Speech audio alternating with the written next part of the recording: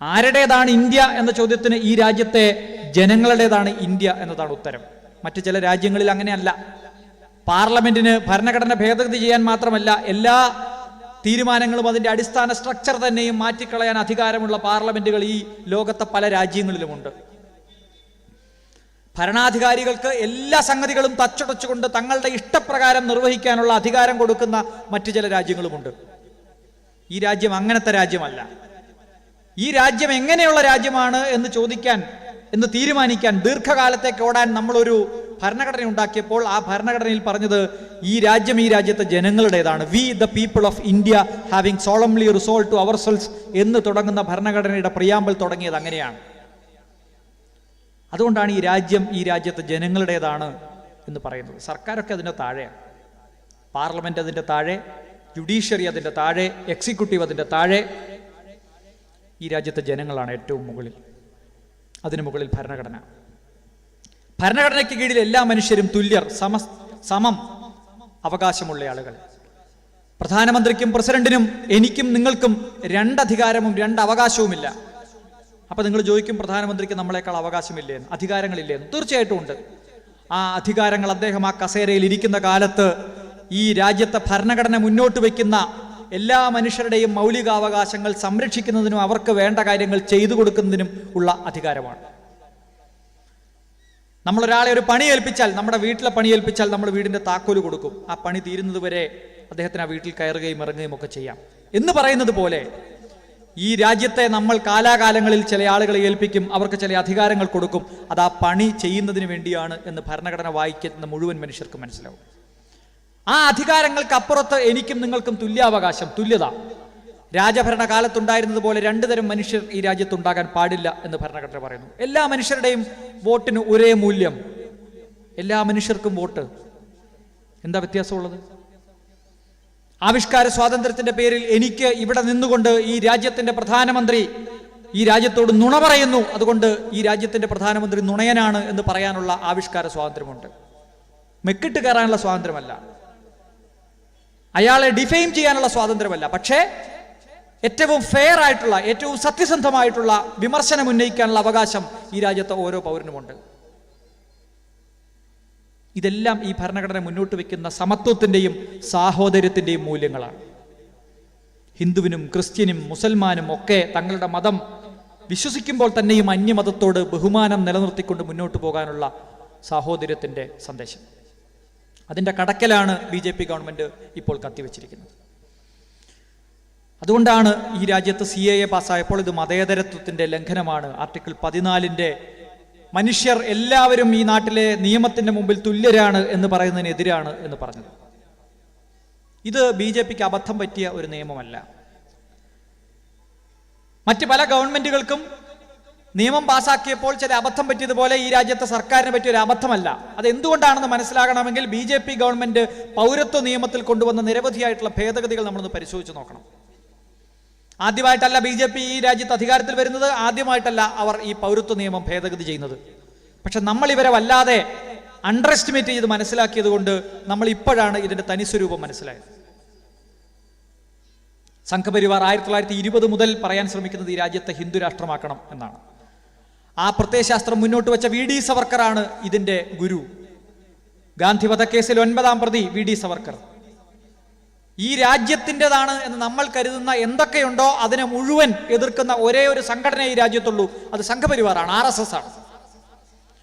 1920 മുതൽ ഈ രാജ്യത്തിൻ്റെതെന്ന് നമ്മൾ കരുതുന്ന സർവസ്വവും അതിന്റെ അഭിമാനപൂരിതമാകുന്ന എല്ലാ സംഗതികളെയും ഉണ്ടാക്കുകയും അന്യരാജ്യ വിദ്വേഷമാണ് ദേശസ്നേഹം എന്ന കള്ളത്തരം ഈ രാജ്യത്തെ പറഞ്ഞു പഠിപ്പിക്കാൻ ശ്രമിക്കും. ഒറിജിനൽ പഞ്ചാബ് പ്രവിശ്യയും സിന്ധ് പ്രവിശ്യയും പാകിസ്ഥാനിലാണ്.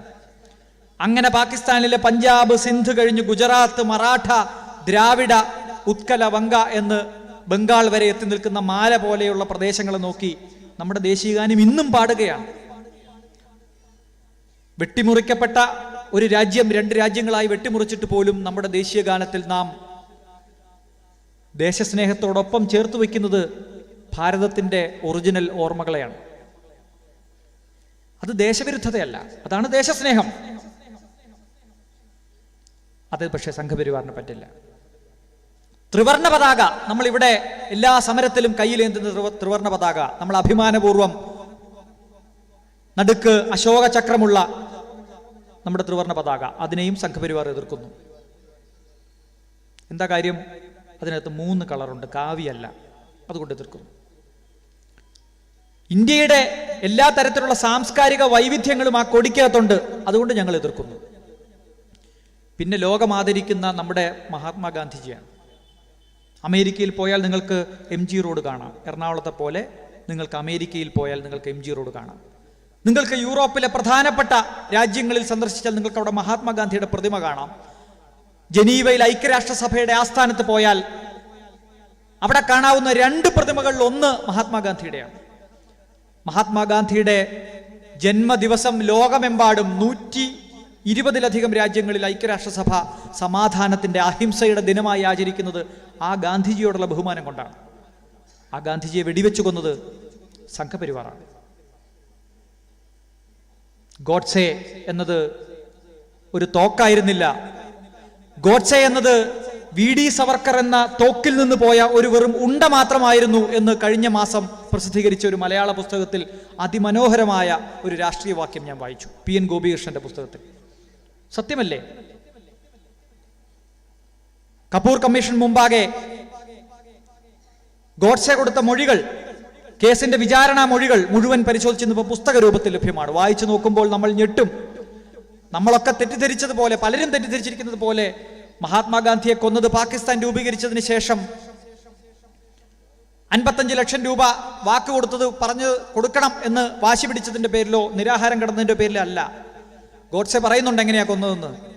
ഈ രാജ്യത്തെ ഹിന്ദുക്കളെ സംഘടിപ്പിച്ച് മറ്റ് മതസ്ഥർക്കെതിരെ ആയുധമെടുക്കാൻ പ്രേരിപ്പിക്കാൻ ഹിംസാത്മകമായ ഒരു ഹിന്ദുത്വ രാജ്യം കെട്ടിപ്പടുക്കാൻ ശ്രമിച്ചപ്പോൾ അഹിംസ കുത്തിവെച്ച് ആ ഹിന്ദുത്വത്തെ തകർത്തത് മഹാത്മാഗാന്ധിയാണ്. മഹാത്മാഗാന്ധിയാണ് ഹിന്ദുക്കളെ അഹിംസാവാദികളാക്കിയത്. ഇതാണ് ഗാന്ധിക്കെതിരായി ഗോഡ്സെ പറയുന്ന ഒന്നാമത്തെ കുറ്റം. ആ ഗോഡ്സെയും ആപ്തയും കൂടി ഗാന്ധിയെ കൊല്ലാൻ വേണ്ടി തോക്കെടുത്തു പോയി. ഒരു ജനുവരി 30-ന് വെടിവെച്ച് കൊല്ലുന്നു. അതിന് 8 ദിവസം മുമ്പ് കൊല്ലാൻ തീരുമാനിച്ചു ഒരു ക്ഷേത്രത്തിൽ വെച്ച്. നടന്നില്ല, കാരണം കയ്യിലുള്ള തോക്ക് മതിയാവുമായിരുന്നില്ല. പ്ലാനിങ് പോരായിരുന്നു. ബോംബെയിൽ പോയി VD സവർക്കറിനെ കണ്ടു. സവർക്കറിന്റെ അനുഗ്രഹാശിസ്സുകളോടുകൂടി പുതിയ തോക്കുമായി ഗാന്ധിയെ കൊല്ലാൻ വന്നു. ഗാന്ധിയെ കൊന്നു. VD സവർക്കർ പ്രതിയായി ഗാന്ധി കൊലക്കേസിൽ. നിങ്ങൾ ആലോചിച്ച് നോക്കണം. ആ VD സവർക്കറിനെ പിന്നെ നമ്മൾ കാണുന്നത് BJP ഗവൺമെന്റ് ആദ്യമായി അധികാരത്തിൽ വന്നപ്പോൾ പാർലമെന്റിന്റെ സെൻട്രൽ ഹാളിൽ എവിടെയാണോ ഗാന്ധിജിയുടെ ചിത്രം നമ്മളെ നോക്കി ചിരിക്കുന്നത് അതിന് നേരെ ഓപ്പോസിറ്റ് VD സവർക്കറിന്റെ പടം ഇവർ വെക്കുകയാണ്. 6 തവണ പരസ്യമായി മാപ്പെഴുതി കൊടുത്ത് ഞാൻ മാത്രമല്ല എൻ്റെ അനുയായികൾ പോലും നിങ്ങൾക്ക് വിടുപണി ചെയ്തു കൊള്ളാം എന്ന് ബ്രിട്ടീഷ് സാമ്രാജ്യത്തോട് മാപ്പെഴുതി കൊടുത്ത VD സവർക്കറിന്റെ പാരമ്പര്യം. ഇവർ ഈ രാജ്യത്തെ ഇങ്ങനെ തച്ചു തകർക്കുന്നത് എന്തിനാണ് ഇങ്ങനെ നശിപ്പിക്കുന്നത് എന്ന് നമ്മൾ ആലോചിച്ച് നോക്കും. നോട്ട് നിരോധനം മുതൽ സാമ്പത്തിക തകർച്ച മുതൽ ഇങ്ങോട്ട് ഈ രാജ്യത്തെ ഈ കാളക്കൂറ്റൻ പിഞ്ഞാണക്കടയിൽ കയറിയതുപോലെ എന്ന മട്ടിൽ ഈ ഗവൺമെന്റ് ഇങ്ങനെ നശിപ്പിച്ചുകൊണ്ടിരിക്കുകയാണ്. ആളുകൾ ചോദിക്കുക, ഈ രാജ്യത്തെ ഇങ്ങനെ നശിപ്പിക്കുമോ ഏതെങ്കിലും ഒരാളുകൾ, മറ്റേതെങ്കിലും ആളുകൾ? ഈ രാജ്യം കെട്ടിപ്പടുത്തതിന്റെ ചോരയിലും വിയർപ്പിലും ഒരു തുള്ളി ചോരയോ ഒരു തുള്ളി വിയർപ്പോ ഇല്ലാത്ത ആളുകൾക്ക് ഈ രാജ്യത്തെ തകർക്കുന്നതിന് യാതൊരു മനസാക്ഷിക്കുത്തും ഉണ്ടാവേണ്ട കാര്യമില്ല. കാരണം ഈ രാജ്യം അവരുടേതല്ല. അവർ ഈ രാജ്യം കെട്ടിപ്പടുത്തതിൽ ഒരു തുള്ളി രക്തം പോലും പങ്കിട്ടിട്ടില്ല. ബഞ്ച് ഓഫ് തോട്ട്സ് എന്ന പുസ്തകത്തിൽ RSSന്റെ സ്ഥാപകൻ നേതാവ് 2 ചെറുപ്പക്കാർ ഈ രാജ്യത്തെ സ്വാതന്ത്ര്യ സമരത്തിൽ പങ്കെടുക്കാൻ വരുന്നുണ്ട്. അവരോട് സദാശിവ ഗോൾവാക്കർ പറയുന്നു, നിങ്ങൾക്ക് വേറെ പണിയില്ലേ? നിങ്ങൾ എന്തിനാ ഈ സ്വാതന്ത്ര്യ സമരത്തിൽ പോയി പങ്കെടുക്കുന്നത്? ഞാൻ തമാശ പറയുന്നതല്ല. കുരുക്ഷേത്ര പബ്ലിക്കേഷൻ ഇറക്കിയ പുസ്തകത്തിൽ പറയുന്നുണ്ട്, നിങ്ങളൊന്ന് വായിച്ചു നോക്കണം. RSS പ്രസിദ്ധീകരിച്ച പുസ്തകമാണ്. നമ്മൾ ആരെങ്കിലും ഇനി കള്ളം പറഞ്ഞത് വേണ്ട. സ്വാതന്ത്ര്യ സമരത്തിൽ പങ്കെടുക്കാൻ കുടുംബത്തിലെ എല്ലാ ഉത്തരവാദിത്വങ്ങളും നിർവഹിച്ചു വന്ന 2 ചെറുപ്പക്കാരോട് RSSന്റെ സ്ഥാപകൻ പറയാണ്, നിങ്ങൾ വേറെ വല്ല പണിയുണ്ടെങ്കിൽ നോക്ക്, കുടുംബത്ത് പോയിരിക്കെ.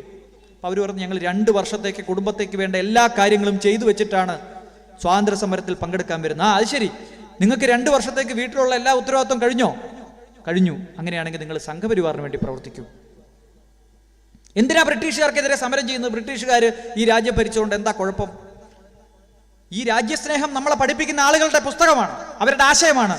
അവർ 200 വർഷത്തിലധികം ഈ രാജ്യത്തെ കട്ടുമുടിച്ച ദ്രോഹിച്ച ബ്രിട്ടീഷ് സാമ്രാജ്യത്തിനെതിരെ ഒരു കൈപ്പടി പോലും, ഒരു സംഗതി പോലും ചെയ്തിട്ടില്ല എന്ന് മാത്രമല്ല, അവർക്ക് വിടുപണി ചെയ്യുന്ന, ഒറ്റുകൊടുക്കുന്ന പാരമ്പര്യമാണ് ഈ രാജ്യത്തെ സംഘപരിവാറിൻ്റെത്. അതുകൊണ്ട് അവർ ഈ രാജ്യത്തെ മഹാത്മാഗാന്ധിയുടെ കൊലക്കേസിൽ പ്രതിയായ ആളുടെ ചിത്രം സെൻട്രൽ ഹാളിൽ സ്ഥാപിച്ചു. ഇന്നിപ്പോ അമിത്ഷായുടെ പത്രസമ്മേളനങ്ങൾ കാണുന്ന നിങ്ങൾക്ക് ചിലർക്കെങ്കിലും കണ്ടു കാണും. അമിത്ഷായുടെയും നരേന്ദ്രമോദിയുടെയും ഓഫീസിൽ പോയിട്ടുള്ള MP-മാർ ഇവിടെ പല വേദികളിലും പ്രസംഗിച്ചിട്ടുണ്ട്. ഗാന്ധിയോടൊപ്പം സവർക്കറുടെ പടവും അവരുടെ മുറികളിലുണ്ട്. ഗോഡ്സെയുടെ പടം എപ്പോൾ കയറും എന്ന് നോക്കിയാൽ മതി. ഗാന്ധിയുടെ ഫോട്ടോ വെച്ച് അതിലേക്ക് നിറയൊഴിക്കുന്ന ചിത്രം നമ്മളിപ്പോഴും കണ്ടുകൊണ്ടിരിക്കുകയാണ്. ഞാൻ അതിൻ്റെ ചരിത്രത്തിലേക്കൊന്നും പോകുന്നില്ല, ഇവിടെ ഇനിയും ആളുകൾ സംസാരിക്കാനുണ്ട്. ഈ നിയമം എത്രമാത്രം അപകടമാണ് എന്ന് മാത്രം പറഞ്ഞുകൊണ്ട് ഞാൻ അതിലേക്ക് തിരിച്ചു വരാം. 5-ാം ആർട്ടിക്കിൾ ഭരണഘടനയിൽ ചേർത്തപ്പോൾ ഇന്ത്യയിൽ ജനിച്ച മുഴുവൻ മനുഷ്യരുടേതും ആണ് ഇന്ത്യ, അതുകൊണ്ട് അവർക്ക് പൗരത്വം നൽകണമെന്ന് ഭരണഘടന പറഞ്ഞു. ഏതാ ഇന്ത്യ? 1935 ബ്രിട്ടീഷുകാരുണ്ടാക്കിയ ഇന്ത്യ, പാകിസ്ഥാനും ബംഗ്ലാദേശും അടങ്ങിയ ഇന്ത്യ. ആ പ്രദേശത്ത് ജനിച്ച മനുഷ്യർ പോലും 1946 ജൂലൈ മാസത്തിന് മുമ്പ് ഇന്ത്യയിലേക്ക് വന്ന്, ഇന്ത്യയുടെ ആ ഘട്ടത്തിലെ ഇന്ത്യയിലേക്ക് വന്ന് താമസിച്ചിട്ടുണ്ടെങ്കിൽ അവർക്ക് പൗരത്വം കിട്ടിയിരിക്കണം എന്ന് പറഞ്ഞു. പാകിസ്ഥാനിൽ നിന്ന് ഇന്ത്യയിലേക്ക് വന്ന കുറച്ച് ആളുകളുണ്ട്. അവരുടെ കാര്യത്തിൽ തർക്കം വന്നു. അവിടെയും സംഘപരിവാർ എതിർത്തു. കോൺസ്റ്റിറ്റ്യൂഷൻ അസംബ്ലി പറഞ്ഞു, ഒരു തർക്കവും വേണ്ട, പാകിസ്ഥാനിൽ നിന്ന് ഇന്ത്യയിലേക്ക് വന്നിട്ടുള്ള മുഴുവൻ ആളുകൾക്കും ഇന്ത്യയിൽ ജനിച്ച ആളുകളെ പോലെ പൗരത്വം കിട്ടും. അന്ന് ബംഗ്ലാദേശ് ഉണ്ടായിട്ടില്ല. 72-ലാണ് പാകിസ്ഥാൻ വിഭജിച്ച് ബംഗ്ലാദേശ് ഉണ്ടാവും. ഡീംഡ് സിറ്റിസൺഷിപ്പ് ഈ ആളുകൾക്കെല്ലാം കിട്ടും. കുറച്ചാളുകൾ ഇന്ത്യയിൽ നിന്ന് സ്വാതന്ത്ര്യം കിട്ടിയപ്പോൾ പാകിസ്ഥാനിലേക്ക് പോയി. വലിയ നല്ല മതരാഷ്ട്രമായിട്ട് അവിടെ ഉണ്ടാവും എന്നൊക്കെ വിചാരിച്ച് അവരുടെ ബന്ധുക്കളൊക്കെ അവിടെയാണ്, അതുകൊണ്ട് അങ്ങോട്ട് പോയി. വലിയ കലാപം, 10 ലക്ഷത്തിലധികം മനുഷ്യരെ കൊന്നതിൻ്റെ പാപക്കറ, ആ ചോരക്കറ ഇപ്പോഴും സംഘപരിവാറുകാരുടെ കയ്യിലുണ്ട്. അങ്ങനെ വലിയ കൂട്ടക്കൊലയും കൊലപാതകങ്ങളും നടന്നപ്പോൾ പോയ ആളുകളിൽ ചിലർ തിരിച്ചു വന്നു. കോൺസ്റ്റിറ്റ്യൂഷൻ അസംബ്ലി ഡിബേറ്റ് ഇങ്ങനെ നടക്കുമ്പോൾ നിങ്ങൾ ആലോചിച്ച് നോക്കണം, ഈ രാജ്യത്തിന്റെ ദീർഘകാലത്തേക്കുള്ള ഭരണഘടന ഉണ്ടാക്കാൻ ചർച്ച നടത്തിക്കൊണ്ടിരിക്കുമ്പോൾ പുറത്ത് കലാപമാണ്, ലക്ഷക്കണക്കിന് മനുഷ്യർ കൊല്ലപ്പെടുകയാണ്. അവരുടെ ചോരയും ആർത്തനാദവും പുറത്ത് നടക്കുമ്പോൾ നമ്മൾ ഉണ്ടാക്കിയ ഭരണഘടനയാണിത്. ആ ഭരണഘടനാ അസംബ്ലിയിൽ അർത്ഥശങ്കയ്ക്കിടയില്ലാത്ത വിധം പണ്ഡിറ്റ് ജവഹർലാൽ നെഹ്റു പറഞ്ഞു, പാകിസ്ഥാനിൽ പോയി തെറ്റുപറ്റിയെന്ന് തോന്നി ഇന്ത്യയിലേക്ക് തിരിച്ചു വരുന്ന ആളുകൾക്ക് പോലും നമ്മൾ പൗരത്വം നൽകണം. അത് മതാടിസ്ഥാനത്തിലല്ല, അവിടെ നിന്ന് വരുന്ന ആളുകൾക്ക് ഇന്ത്യ ഒരു മാതൃരാജ്യമായി സ്വീകരിച്ച് തുടർന്നും ജീവിക്കാം എന്നുണ്ടെങ്കിൽ വരുന്നവന്റെ മനസാക്ഷി നോക്കി, അവന്റെ വരുന്നതിന്റെ ആവശ്യകത നോക്കി നമ്മൾ അവർക്ക് പൗരത്വം നൽകണം. റെസിഡൻഷ്യൽ പെർമിറ്റ് ഉണ്ടെങ്കിൽ റെസിഡൻഷ്യൽ പെർമിറ്റ് ഉള്ള ആളുകൾക്ക് ഇന്ത്യയിൽ പൗരത്വം നൽകണം. വരുന്നവന്റെ ഉദ്ദേശശുദ്ധി നോക്കണം, ജനിച്ച മതമല്ല നോക്കേണ്ടത്. ഇവിടെ എന്താ നോക്കുന്നത്? ഇവിടെ ജനിച്ച മതമാണ് നോക്കുന്നത്. പാകിസ്ഥാൻ, ബംഗ്ലാദേശ്, അഫ്ഗാനിസ്ഥാൻ എന്നീ രാജ്യങ്ങളിൽ നിന്ന്, 3 രാജ്യങ്ങളിൽ നിന്ന് മതദ്രോഹമോ മതദ്രോഹ ഭീതിയോ കൊണ്ട് ഇന്ത്യയിലേക്ക് 2014 ഡിസംബർ മാസം 31 മുൻപ് വന്നിട്ടുള്ള ആളുകൾക്ക് ഇന്ത്യയിൽ പൗരത്വം നൽകാം എന്നാണ് പറയുന്നത്. പൗരത്വ നിയമം ഉണ്ടാക്കാൻ ആർട്ടിക്കിൾ 11 കൊടുത്ത അധികാരം ഉപയോഗിച്ച് പാർലമെന്റ് 1955 പൗരത്വ നിയമം ഉണ്ടാക്കിയപ്പോൾ 4 തരത്തിൽ മാത്രമേ ഇന്ത്യയിൽ പൗരത്വം ഉണ്ടായിരുന്നുള്ളൂ. അതിന്റെ 3-ാം വകുപ്പിൽ പറയുന്നത് ഇന്ത്യക്കകത്ത് ജനിച്ച മനുഷ്യരെല്ലാം ഇന്ത്യയിലെ പൗരന്മാരായിരിക്കുമെന്നാണ്. അതിപ്പോ ഇന്ത്യക്കാരനെ ജനിച്ചാലും, ഒരു പാകിസ്ഥാൻകാരനെ ജനിച്ചാലും, ഒരു അമേരിക്കക്കാരനെ ജനിച്ചാലും, ഇന്ത്യൻ മണ്ണിലാണോ ഒരു കൊച്ചു പറഞ്ഞത്, ആ കൊച്ചിന് ഇന്ത്യയിലെ പൗരത്വം കിട്ടും. ഇതായിരുന്നു ഇന്ത്യയിലെ 55 മുതലുള്ള ഇന്ത്യയിലെ പൗരത്വ നിയമം. 3-ാം വകുപ്പ് പ്രകാരം ജന്മനാ കിട്ടുന്ന പൗരത്വം അതാർക്കും നിഷേധിക്കാൻ പറ്റത്തില്ല. അതൊരു സർക്കാരിന്റെ ഔദാര്യമല്ല, അതാർക്കും നിഷേധിക്കാൻ പറ്റത്തില്ല, അത് ജന്മസിദ്ധമാണ്. 4-ാം വകുപ്പ് പ്രകാരം പാരമ്പര്യത്തിലൂടെയുള്ള പൗരത്വം, ഇന്ത്യക്കാരായ ഏതെങ്കിലും അച്ഛനോ അമ്മയ്ക്കോ ലോകത്ത് ഏത് രാജ്യത്ത് ജനിച്ചാലും അവരുടെ കൊച്ചിന് ഇന്ത്യയിലെ പൗരത്വം കിട്ടും. അത് പാരമ്പര്യത്തിലൂടെ കിട്ടുന്ന പൗരത്വമാണ്. അത് കേന്ദ്ര സർക്കാരിന്റെ ഔദാര്യമല്ല, അതാർക്കും നിഷേധിക്കാനും കഴിയില്ല. 3ഉം 4ഉം വകുപ്പ് കഴിഞ്ഞാൽ 5-ാമത്തെ വകുപ്പിൽ ഇന്ത്യയിലേക്ക് വന്നിട്ടുള്ള ആളുകൾക്ക്, അത് കല്യാണം കഴിച്ച് വന്നവരാകാം, ബന്ധുബലത്തിൽ വന്നവരാകാം, അല്ലെങ്കിൽ തൊഴിൽപരമായി വന്നവരാകാം, അങ്ങനെ വന്നിട്ടുള്ള ആളുകൾക്ക് 7 വർഷം ഇന്ത്യയിൽ താമസിച്ചാൽ കേന്ദ്ര സർക്കാരിന് രജിസ്ട്രേഷനിലൂടെ പൗരത്വം നൽകാൻ ആവശ്യപ്പെടാം. അങ്ങനെ ആവശ്യപ്പെട്ടാൽ കേന്ദ്ര സർക്കാരിന് വേണമെങ്കിൽ പൗരത്വം നൽകാം. അത് കേന്ദ്ര സർക്കാരിന്റെ ഓപ്ഷനാണ്, അതാരുടെയും ജന്മാവകാശമല്ല. 5-ാം വകുപ്പിലെ രജിസ്ട്രേഷനിലൂടെയുള്ള പൗരത്വം കിട്ടണമെങ്കിൽ 7 വർഷം കാത്തിരിക്കണം. നമ്മുടെ സോണിയാഗാന്ധിക്കൊക്കെ കിട്ടിയിരിക്കുന്ന പൗരത്വം രജിസ്ട്രേഷനോടുള്ള പൗരത്വമാണ്. അവർ ഇന്ത്യയിൽ ജനിച്ചവരല്ല, ഇന്ത്യയുടെ പൗരന്മാരുടെ മക്കളായിട്ട് ജനിച്ചതുമല്ല. അവർക്ക് രജിസ്ട്രേഷനിലൂടെ പൗരത്വം കിട്ടിയതാണ്. 6-ാം വകുപ്പ് പ്രകാരം നാച്ചുറലൈസേഷനിലൂടെ പൗരത്വം കിട്ടും. 11 വർഷം ഇന്ത്യയിൽ താമസിച്ചാൽ ഏത് വിദേശിയാണെങ്കിലും തുടർന്ന് അങ്ങോട്ട് ഇന്ത്യയിലാണ് കഴിയാൻ പോകുന്നത്, എനിക്ക് പൗരത്വം വേണമെന്ന് പറഞ്ഞ് അപേക്ഷ കൊടുത്താൽ കേന്ദ്ര സർക്കാരിന് വേണമെങ്കിൽ പൗരത്വം കൊടുക്കാം. 11 വർഷം കാലാവധി. നമ്മുടെ കലാമണ്ഡലത്തിൽ കഥകളി പഠിക്കാൻ വന്ന ഒരു വിദേശ വനിതയ്ക്കുൾപ്പെടെ നമുക്ക് പൗരത്വം കിട്ടിയിരിക്കുന്നത് അങ്ങനെയാണ്. ഇതിലൊന്നും പെടാത്തൊരു വിഭാഗമുണ്ട്, അത് നുഴഞ്ഞുകയറ്റക്കാരാണ്. ഈ രാജ്യത്ത് പാസ്പോർട്ടും വിസയും ഇല്ലാതെ നുഴഞ്ഞു കയറി വന്നിട്ടുള്ള ആളുകൾക്ക് ഈ രാജ്യത്തൊരു 100 വർഷം താമസിച്ചാലും പൗരത്വത്തിന് അപേക്ഷിക്കാൻ കഴിയില്ല. കാരണം അവർ ഇല്ലീഗൽ മൈഗ്രൻസ് ആണ്, അവർ നുഴഞ്ഞു കയറി വന്ന ആളുകളാണ്. അതല്ലാത്ത ആളുകൾക്ക് മുഴുവൻ പൗരത്വം കൊടുക്കാൻ 2 തരത്തിലുള്ള പൗരത്വം കൊടുക്കാനുള്ള സംവിധാനം ഇന്ത്യയിലുണ്ട്. ജന്മസിദ്ധമായും പാരമ്പര്യമായും കിട്ടിയ പൗരത്വം ആർക്കും നിഷേധിക്കാൻ കഴിയില്ല. രജിസ്ട്രേഷനിലൂടെയും നാച്ചുറലൈസേഷനിലൂടെയും കിട്ടിയ പൗരത്വം വേണമെങ്കിൽ 9-ാം വകുപ്പ് പ്രകാരം റദ്ദ് ചെയ്യാനുള്ള അധികാരം കേന്ദ്ര സർക്കാരിനുണ്ട്. എന്നാൽ നുഴഞ്ഞു കയറി വന്ന ആളുകൾക്ക് ഈ രാജ്യത്ത് പൗരത്വം കൊടുക്കാൻ പറ്റില്ല. BJP ഗവൺമെന്റ് 2003 വാജ്പേയി ഗവൺമെന്റ് അധികാരത്തിൽ വന്നപ്പോൾ ആദ്യം ചെയ്തത് 3-ാം വകുപ്പിൽ ഒരു ഭേദഗതി കൊണ്ടുവന്നു. ആ ഭേദഗതി പറയുന്നത് ഇന്ത്യയിൽ ജനിക്കുന്ന ആളുകൾക്കെല്ലാം പൗരത്വം കിട്ടില്ല. അച്ഛനും അമ്മയും ആരാണെന്ന് തെളിയിക്കണം. ആ 2 പേരും ഇന്ത്യയിൽ നുഴഞ്ഞു കയറി വന്നവരല്ല എന്ന് തെളിയിക്കണം. അതിലൊരാൾ ഇന്ത്യൻ പൗരനാണ് എന്നും തെളിയിക്കണം. എന്നാൽ മാത്രമേ 2004 ജനുവരി മാസം 7-ാം തീയതിക്ക് ശേഷം ഇന്ത്യയിൽ പൗരത്വം കിട്ടുള്ളൂ. എന്തൊക്കെയാ തെളിയിക്കേണ്ടത്? അച്ഛനാര് അമ്മയാര് എന്ന് തെളിയിക്കണം. അച്ഛനും അമ്മയും ഇന്ത്യയിൽ നുഴഞ്ഞു കയറി വന്നവരല്ല എന്ന് ഈ കുട്ടി തെളിയിക്കണം. അതിലൊരാൾ ഇന്ത്യൻ പൗരനാണ് എന്നും തെളിയിക്കണം. അച്ഛനാര് അമ്മയാര് എന്ന് തെളിയിക്കാൻ ഇവിടെ ഇരിക്കുന്ന ആളുകൾക്ക് ബഹുഭൂരിപക്ഷം പേർക്കും സാധിക്കും, പക്ഷെ അനാഥർക്ക് സാധിക്കില്ല. നമ്മുടെ നാട്ടിൽ അമ്മത്തൊട്ടിലുണ്ട്, ഉപേക്ഷിച്ചു പോകുന്ന കുട്ടികൾ വളരുന്ന സ്ഥലം, അനാഥ മന്ദിരങ്ങളുണ്ട്. അവിടെ ജനിച്ച കുട്ടികൾക്കാർക്കും അച്ഛനാര് അമ്മയാരും തെളിയിക്കാൻ പറ്റത്തില്ല.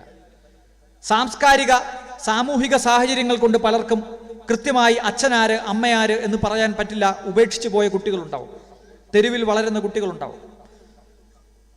അവർക്കൊന്നും 2004 ജനുവരി മാസം 7-ാം തീയതിക്ക് ശേഷം പൗരത്വം കിട്ടില്ല. BJP ഗവൺമെന്റ് 2003 ഭേദഗതി പ്രകാരം. പ്രശ്നം അവരുടെയല്ലേ, അതുകൊണ്ട് നമ്മളാരും പ്രതികരിച്ചില്ല ഇതുവരെ. അച്ഛനും അമ്മയും നുഴഞ്ഞു കയറി വന്നവരല്ല എന്ന് തെളിയിക്കണം.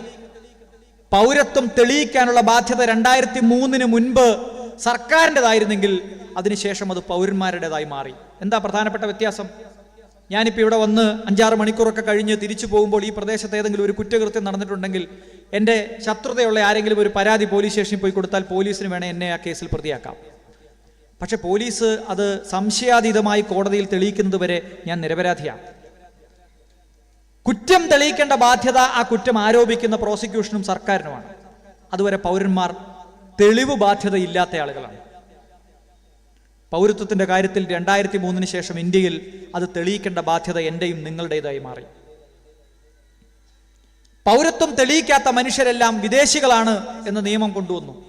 ഫോറിനേഴ്സ് ആക്ടിന്റെ 1946 ഫോറിനേഴ്സ് ആക്ടിന്റെയും പാസ്പോർട്ട് ആക്ടിന്റെയും കീഴിൽ അല്ലാത്ത ആളുകൾ നുഴഞ്ഞുകയറ്റക്കാരാണ് എന്ന പ്രിസംഷൻ കൊണ്ടുവന്നു. അടുത്ത ഭേദഗതി 14A എന്ന് പറയുന്ന പുതിയ വകുപ്പ് എഴുതി ചേർത്തു.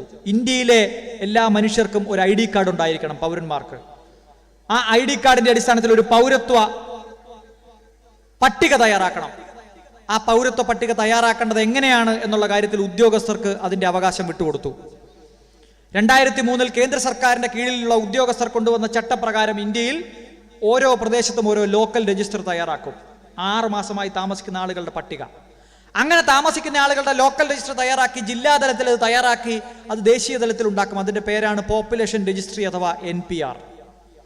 ഈ NPRനകത്ത് പൗരത്വം സംശയമുള്ള ആളുകളുടെ പേരിന് നേരെ D എന്ന് മാർക്ക് ചെയ്താൽ അവർ സംശയമുള്ള പൗരത്വത്തിനുടമയാണ്, ഡിസ്പ്യൂട്ടഡ് സിറ്റിസൺസ് ആണ്. ഈ ഡിസ്പ്യൂട്ടഡ് സിറ്റിസൺസിന്റെ വീട്ടിലേക്ക് ഒരു നോട്ടീസ് വരും, നിങ്ങൾ പൗരത്വം തെളിയിച്ചു കൊള്ളണം. എങ്ങനെയാ ഇവർ D എന്ന് മാർക്ക് ചെയ്യുന്നത്? അതിന് യാതൊരു മാനദണ്ഡവും ഇല്ല, അത് അവർ തീരുമാനിക്കും. അച്ഛൻ്റെ അമ്മയുടെയും ജനിച്ച സ്ഥലം കൃത്യമായി ഇന്ത്യയല്ല, സ്കൂളിൽ ചേർത്തപ്പോൾ ഉള്ള സർട്ടിഫിക്കറ്റിനകത്തുള്ള ഡേറ്റും യഥാർത്ഥ ഡേറ്റ് ഓഫ് ബർത്തും 2 സർട്ടിഫിക്കറ്റിലെ പേരിനകത്തും അല്ലാത്ത മറ്റു പേരുകളിലും പാസ്പോർട്ടിലും ഒക്കെ വ്യത്യസ്തമായിട്ടുള്ള പേരുകളുണ്ട്, സ്പെല്ലിംഗ് മിസ്റ്റേക്ക് ഉണ്ട്. ഏത് കുറ്റവുമാകാം, ഉദ്യോഗസ്ഥർക്ക് നിങ്ങൾ ഇന്ത്യൻ പൗരനല്ല എന്ന് തോന്നിയാൽ പേരിന് നേരെ ഡി എന്ന് മാർക്ക് ചെയ്താൽ ഡിസ്പ്യൂട്ടഡ് സിറ്റിസൻസായി തെളിയിക്കേണ്ട ബാധ്യത എൻ്റെയും നിങ്ങളുടെയുമായി. തീർന്നില്ല. ആർക്കും ഇയാൾ ഒരു ഇന്ത്യൻ പൗരനാകാൻ പാടില്ല എന്ന് പറഞ്ഞ് പരാതി കൊടുക്കാം. നമ്മുടെ നാട്ടിലൊക്കെ ആമ്പിള്ളേരും പെമ്പിള്ളേരും മതം മാറി ഒളിച്ചോടി പോയാൽ 30 ദിവസം നോട്ടീസ് ഇട്ട് മാത്രമേ കല്യാണം കഴിക്കാൻ പറ്റുള്ളൂ സ്പെഷ്യൽ മാരേജ് ആക്ട് പ്രകാരം. അപ്പോൾ ഈ ഓഫീസിന് മുമ്പിലൊരു ബോർഡ് ഇടും, ആർക്കെങ്കിലും ഇവർ കല്യാണം കഴിക്കുന്നതിൽ എതിർപ്പുണ്ടോ പരാതിയുണ്ടോ എന്നൊക്കെ ചോദിക്കും. അങ്ങനെ എല്ലാ പരാതിയും കൊടുക്കാൻ പറ്റില്ല. ഇവർ തമ്മിൽ ഒരു പ്രൊഹിബിറ്റഡ് ഡിഗ്രി ഓഫ് റിലേഷൻഷിപ്പ്, ഏതെങ്കിലും ഒരു അച്ഛൻ്റെയോ അമ്മയുടെയോ മക്കളാണോ, അല്ലെ അടുത്ത ബന്ധുക്കളുടെ മക്കളാണോ, അല്ലെങ്കിൽ നേരത്തെ ഇവരിൽ ആരെങ്കിലും ഒരാൾ കല്യാണം കഴിച്ചത് മറച്ചു വെച്ചാണ് ഈ കല്യാണം നടത്തുന്നത് തുടങ്ങിയ 2 or 3 എതിർപ്പുകൾ മാത്രമേ പറയാൻ പറ്റുകയുള്ളൂ.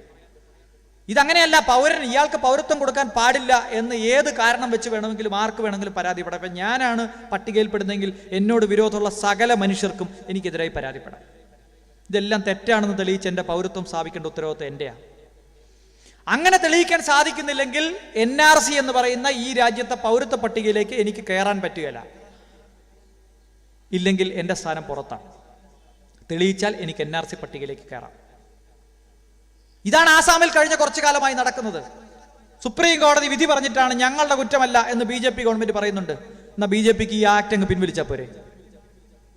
സുപ്രീം കോടതി പറഞ്ഞോ NRC ഈ രാജ്യത്ത് എല്ലായിടത്തും നടപ്പാക്കിയേ പറ്റൂവെന്ന്?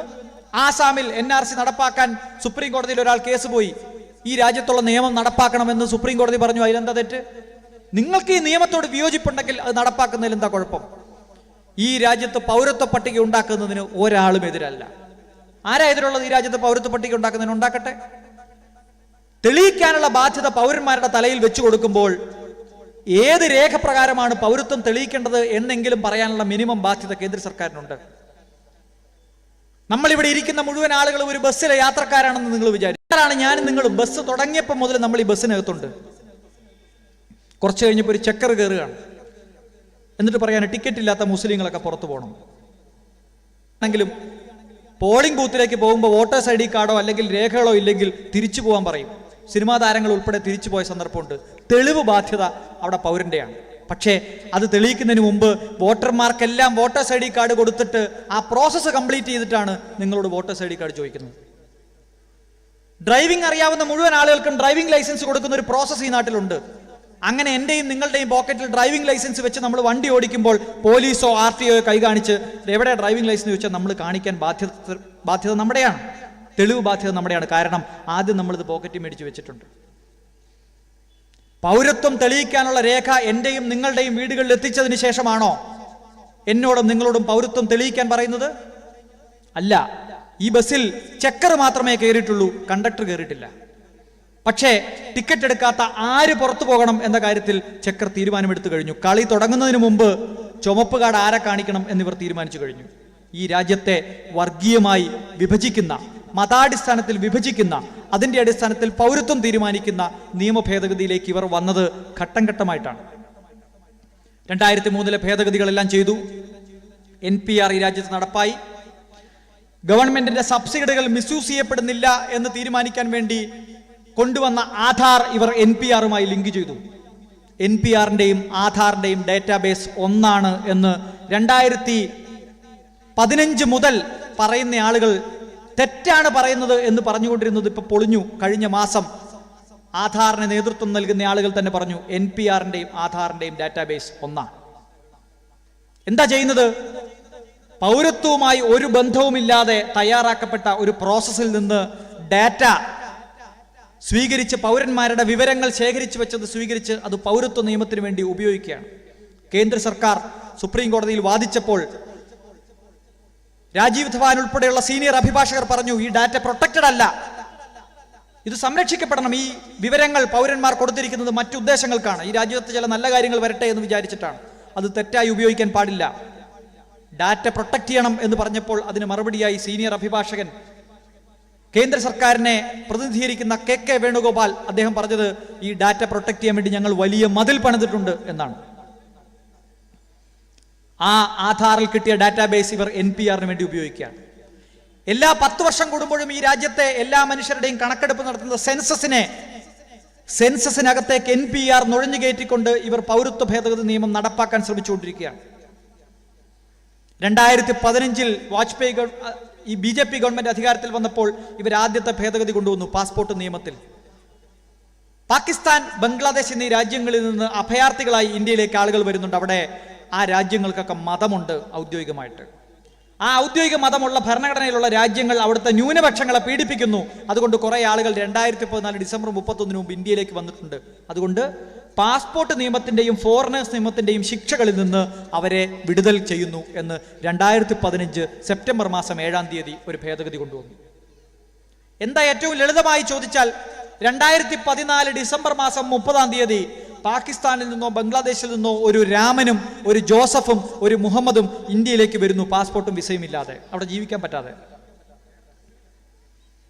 അതിർത്തിയിൽ വെച്ച് പട്ടാളം പിടിക്കുന്നു, അവരെ പോലീസിനെ ഏൽപ്പിക്കുന്നു, അവർ ജയിലിലാവുന്നു. 2015 ജനുവരി മാസം 1-ാം തീയതി മുതൽ അവർ ജയിലില്ല, 3 പേരും. എന്താ കാര്യം? പാസ്പോർട്ടും ഇല്ല, വിസയും ഇല്ല, നുഴഞ്ഞു കയറി വന്നവരാ. 8 മാസം കഴിഞ്ഞ് സെപ്റ്റംബർ മാസം 8-ാം തീയതി രാവിലെ രാമനും ജോസഫിനും തന്റെ മതം തെളിയിച്ചാൽ ജയിലിൽ നിന്ന് പുറത്തു പോവാം.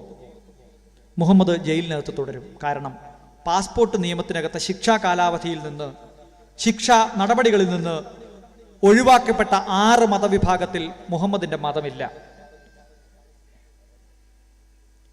ആയുഷ്കാലം പള്ളിയിൽ പോകാത്ത ഒരാളാണ് ഈ മുഹമ്മദ് എന്ന് സങ്കല്പിക്കുക. അച്ഛനും അമ്മയ്ക്കും, ഇസ്ലാമായ അച്ഛനും അമ്മയ്ക്കും ഉണ്ടായ മുഹമ്മദ് പക്ഷേ യുക്തിവാദിയായി പള്ളിയിൽ പോയിട്ടില്ല. കാര്യമില്ല. മുഹമ്മദ് ജനിച്ച മതം ഈ 6 മതവിഭാഗത്തിൽപ്പെട്ട എക്സംഷൻ ലിസ്റ്റിൽ ഇല്ലാത്തത് കൊണ്ട് മുഹമ്മദ് അപ്പോഴും ജയിലിൽ തന്നെ കിടക്കും. ദൈവമുണ്ടോ ഇല്ലയോ എന്ന കാര്യത്തിൽ സന്ദേഹമുള്ള ഒരു വിഭാഗമുണ്ട്. അവർ ദൈവം ഉണ്ടെന്നും പറയത്തില്ല, ഇല്ലെന്നും പറയത്തില്ല. അതിൽപ്പെട്ടയാളാണെങ്കിലും മുഹമ്മദ് ജയിലിൽ തന്നെ കിടക്കും. കാരണം മുഹമ്മദ് ജനിച്ച മതം ഇതിനകത്ത് എക്സംഷൻ ലിസ്റ്റിലില്ല. പുറത്തിറങ്ങിയ ജോസഫിനും പുറത്തിറങ്ങിയ രാമനും ഇന്ത്യയിൽ ഒരു കാലത്തും പൗരത്വത്തിന് അപേക്ഷിക്കാൻ പറ്റില്ല. കാരണം അവർ നുഴഞ്ഞുകയറ്റക്കാരാണ്. അങ്ങനെ പുറത്തിറങ്ങിയ 2 പേർക്കും പൗരത്വം കൊടുക്കാൻ 2019 പൗരത്വ നിയമത്തിന്റെ അകത്ത് 2-ാം വകുപ്പിൽ ആരാണ് നുഴഞ്ഞുകയറ്റക്കാർ എന്നുള്ളതിൽ ഭേദഗതി കൊണ്ടുവരുന്നു. എന്തിനാണ് പാകിസ്ഥാനും ബംഗ്ലാദേശും തെരഞ്ഞെടുത്തത്? ഇന്ത്യയുടെ ഭാഗമായിരുന്നു പാകിസ്ഥാനും ബംഗ്ലാദേശും.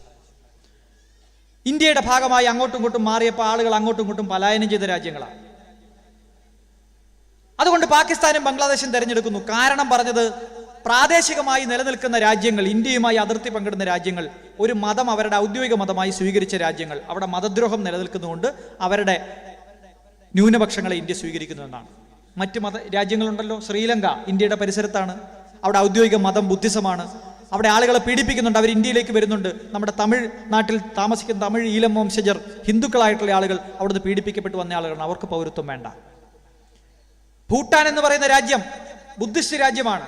വജ്രായന ബുദ്ധിസം. അവിടെ പോയിട്ടുള്ള ആളുകൾക്കറിയാം. അവിടെ നിന്ന് ക്രിസ്ത്യാനികൾ മതപരമായ പീഡനം ഏറ്റുവാങ്ങി ഇന്ത്യയിലേക്ക് വന്ന് പ്രാർത്ഥിച്ച് തിരിച്ചു പോകുന്നത് നമുക്ക് കാണാം. അവിടെ നിന്ന് വരുന്ന ആളുകൾക്ക് ഇത് ബാധകമല്ല. മ്യാൻമറിൽ നിന്ന് ഇന്ത്യയിലേക്ക് വരുന്ന റോഹിംഗ്യൻ അഭയാർത്ഥികൾ, അവർക്കും ഈ നിയമം ബാധകമല്ല. 2016 ജൂലൈ മാസമായപ്പോൾ, 1 വർഷം കൂടി കഴിഞ്ഞപ്പോൾ, അഫ്ഗാനിസ്ഥാൻ എന്ന പേര് കൂടി ഇതിനകത്തേക്ക് എഴുതി ചേർക്കുന്നു. എന്താ കാര്യം? അഫ്ഗാനിസ്ഥാൻ ഇന്ത്യയുമായിട്ട് അതിർത്തി പങ്കിടുന്നുണ്ടോ? ഇല്ല. ഏതെങ്കിലും കാലത്ത് ഇന്ത്യയുടെ ഭാഗമായിരുന്നോ അഫ്ഗാനിസ്ഥാൻ? അല്ല. വല്ല ചെങ്കിസ് ഖാനും ഭരിച്ചിരുന്ന കാലത്തായിരിക്കും. ഏതായാലും സ്വതന്ത്ര ഇന്ത്യയുടെ ഭാഗമായിരുന്നില്ല, ബ്രിട്ടീഷ് ഇന്ത്യയുടെ ഭാഗവുമായിരുന്നില്ല. പിന്നെ അഫ്ഗാനിസ്ഥാനുമായി ഇന്ത്യ ഇപ്പൊ അതിർത്തി പങ്കിടുന്നുണ്ടെന്ന ചോദ്യത്തിന് പോലും പാർലമെന്റിൽ കൃത്യമായ ഉത്തരം അമിത്ഷാ പറഞ്ഞില്ല. കാരണം അത് പാക് അധീന കശ്മീരിന്റെ ഭാഗമാണ്. പിന്നെന്തിനാ അഫ്ഗാനിസ്ഥാൻ ഇതിന്റെ കൂടെ ചേർക്കുന്നത്?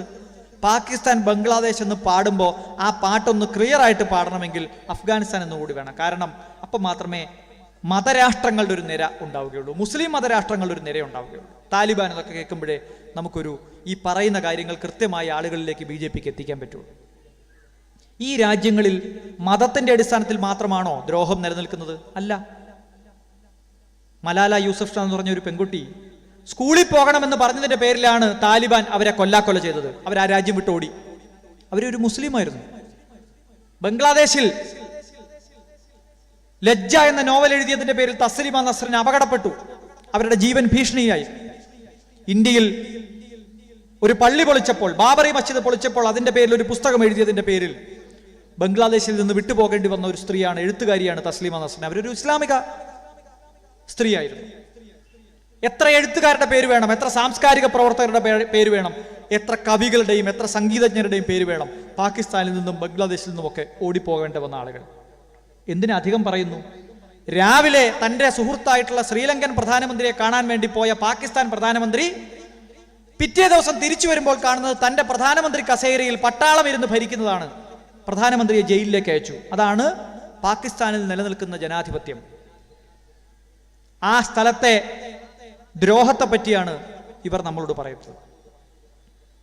എല്ലാ തരത്തിലുള്ള മനുഷ്യരും മതത്തിന്റെ പേരിലും അല്ലാതെയും പീഡിപ്പിക്കപ്പെടുന്ന രാജ്യങ്ങളിൽ നിന്ന് ഇന്ത്യയിലേക്ക് വരുന്നുണ്ട്. അതുകൊണ്ടാണ് ചിക്കാഗോ പ്രസംഗത്തിൽ മഹാനായിട്ടുള്ള ലോകമെമ്പാടും ആദരിക്കുന്ന ഹിന്ദു സന്യാസിയായിട്ടുള്ള വിവേകാനന്ദ സ്വാമികൾ പറഞ്ഞത്, അതിന്റെ 6ാമത്തെ വരിയിൽ പറഞ്ഞത്, ലോകത്തെ എല്ലാ രാജ്യങ്ങളിൽ നിന്നും എല്ലാ മതവിഭാഗത്തിലും പെട്ട അഭയാർത്ഥികൾക്ക് അഭയമരുളുന്ന രാജ്യമാണ് എൻ്റെ രാജ്യമെന്ന് എനിക്ക് പറയാൻ എനിക്ക് അഭിമാനമുണ്ട് എന്ന്. ചിക്കാഗോ പ്രസംഗത്തിലെ വാചകമാണ്. എല്ലാ രാജ്യങ്ങളിൽ നിന്നും വരുന്ന എല്ലാ മതത്തിലും പെട്ട അഭയാർത്ഥികൾക്ക് അഭയമരുളുന്ന നമ്മുടെ രാജ്യം. ഇതാണ് ഈ രാജ്യത്തിന്റെ സംസ്കാരം. ആ വിവേകാനന്ദ സ്വാമിയുടെ ഫോട്ടോ വെച്ചുകൊണ്ടാണ് ഇവർ ഈ രാജ്യത്തെ കലാപകലുഷിതമാക്കി മാറ്റാൻ തേരോട്ടം നടത്തിയതും ഇപ്പോൾ വോട്ട് പിടിക്കുന്നതും. അങ്ങേര് ജീവിച്ചിരുന്ന ഇവരെ കല്ലെടുത്തെറിഞ്ഞാൽ വിവേകാനന്ദ സ്വാമികൾ. ഇങ്ങനെയാണ് ഇവർ ഈ രാജ്യത്തെ നശിപ്പിച്ചുകൊണ്ടിരിക്കുന്നത്. 2016 ഭേദഗതിക്ക് ശേഷം 3 രാജ്യങ്ങളിൽ നിന്ന് വന്ന 6 മതത്തിൽപ്പെട്ട ആളുകൾക്ക് മാത്രം ശിക്ഷാ കാലാവധിയിൽ നിന്ന് ഇളവ്.